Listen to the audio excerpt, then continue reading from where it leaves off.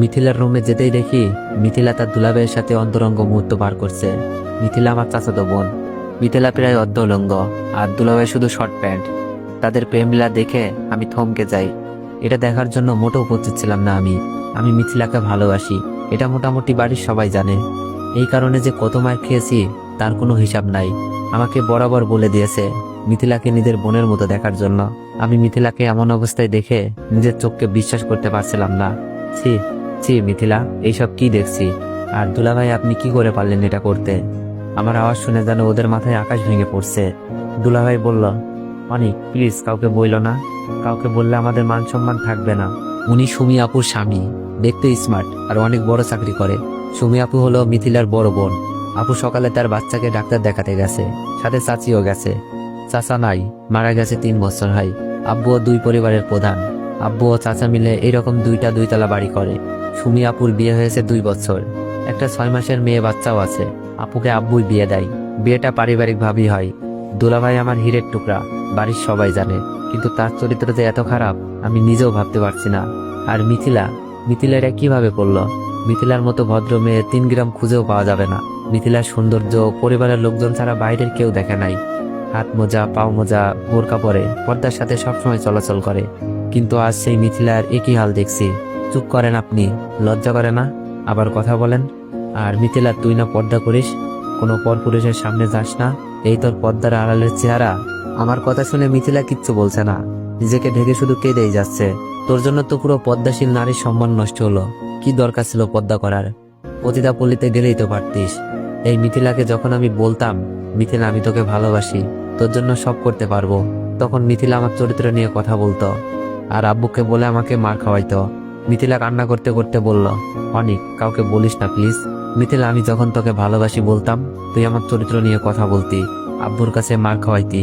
আজ তোর আসল রূপটা দেখুক সবাই। আর দুলা ভাই, আপনাকে আর কি বলবো। আমি রুম থেকে বের হয়ে যাচ্ছিলাম, ওদেরকে যতই বলি রূপ দেখিয়ে দিব, কিন্তু সুমি আপুর সংসারটা কি হবে? আর একটা 6 মাসের মেয়েও আছে তাদের। আর মিথিলা তো আমার চাচাতো বোনও, যাকে আমি ভালোবাসি, তার সম্মান কি করে নষ্ট করি? দুলাভাই মাথা নিচু করে বসে আছে। আমি বললাম, দুলাভাই আপনি এখন এখানে বসে আছেন? আমার কথা শুনে দুলাভাই রুম থেকে বেরিয়ে যায়। আমি বললাম, মিথিলা অন্তত তোর কাছ থেকে এটা আশা করি নাই, কাজটা কিন্তু বেশি ভালো করিস নাই। বলেই যখন রুম থেকে বের হতে যাব, দেখি দরজা আটকানো।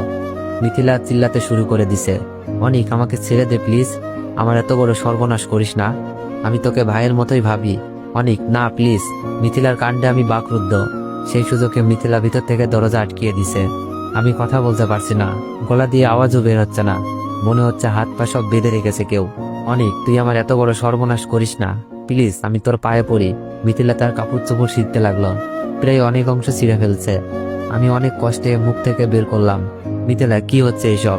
মিথিলা অনেক জোরে চিল্লাচার বলছে, কেউ বাঁচাও, অনিক প্লিজ ছেড়ে দে, আমি যেখানে ছিলাম সেখানেই দাঁড়িয়ে আছি। মিথিলার এমন কাণ্ডে শরীরের শক্তি হারিয়ে ফেলেছি। বাইর থেকে দরজা ধাক্কাতে লাগছে দুলাভাই, আর দরজা খোলার জন্য চিল্লাতে লাগলো। দুলাভাইয়ের চিল্লানি শুনে আব্বু আম্মু ভাইয়া ভাবি সবাই মনে হয় চলে এসেছে। জোরে দরজা ধাক্কাতে ধাক্কাতে দরজা ভেঙে ফেলে সবাই। দরজা খুলতেই মিথিলা আব্বুর পেছনে গিয়ে লুকাই। মিথিলার কাপড় চোপড় ছেঁড়া দেখে আন্দাজ করে ফেলে মিথিলার সাথে খারাপ কিছু হতে যাচ্ছিল। মিথিলা নাকা কান্না করছে। মিথিলাকে ভাবি আগলে নাই, আর সবাই আমার দিকে অগ্নিচক্ষু দেখাতে লাগলো। আব্বু আমার সামনে এসেই ঠাস ঠাস করে কয়েকটা চর বসিয়ে দেয়। ভাইয়া এসেও অনেকটা চর মেরেছে। আমি কিছু বলতে যাব, সেই সুযোগ নাই, সবকিছু এত দ্রুত হচ্ছিল।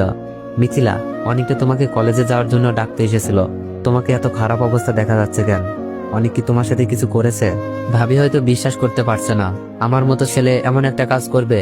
মিথিলা ভাবিকে জড়িয়ে ধরে নেকা কান্না করছে আর বলছে, ভাবি আমি শুয়েছিলাম, অনেক এসে আমাকে একা পেয়ে আগের মতো ভালোবাসার প্রস্তাব দেয়। আমি বড় আব্বুকে জানাবো বলাতেই অনেক আমাকে বলে আমি নাকি অনেক মার খাওয়াইছি, তাই আজ তোমার ইজ্জত কেড়ে নিব। তারপর অনেক আমার সর্বনাশ করতে থাকে। আপনারা না আসলে আজ অনেক আমাকে কি যে করতো। মিথিলার কথা অবিশ্বাস করার কোনো কারণই নাই, আগেই বলেছি 3 গ্রাম খুঁজেও এমন মেয়ে পাওয়া যাবে না। আব্বু মিথিলার কথা শুনে যেন আরো রেগে গেলেন। তুই আমার ছেলে ভাবতেই লজ্জা লাগছে, যে নিজের চাচাতো বোনের সাথে এমন করতে পারে, সে অন্য মেয়েদের কি না করবে। তোর এই বাড়িতে কোনো জায়গা নেই, বের হয়ে যায় বাড়ি থেকে। আব্বুর কথা শুনে চোখ বেয়ে পানি পড়ছে। মাথা নিচু করে কান্না করতে করতে বললাম, আব্বু আমি কিছু করি নাই, ওই তুই আমাকে আব্বু বলবি না, আজ থেকে আমার একটা ছেলে, তুই মরে গেছিস। আব্বুর মুখে এই কথা শোনার থেকে মরে যেতে পারলেও অনেক বেশি খুশি হতাম। আম্মুকে বললাম, আম্মু আমি কিছু করি নাই। মিথিলা কথা আটকে দিয়েই আম্মু বলল, জানি না কোন পাপে তোকে পেটে ধরেছিলাম। আম্মুর মুখে কথা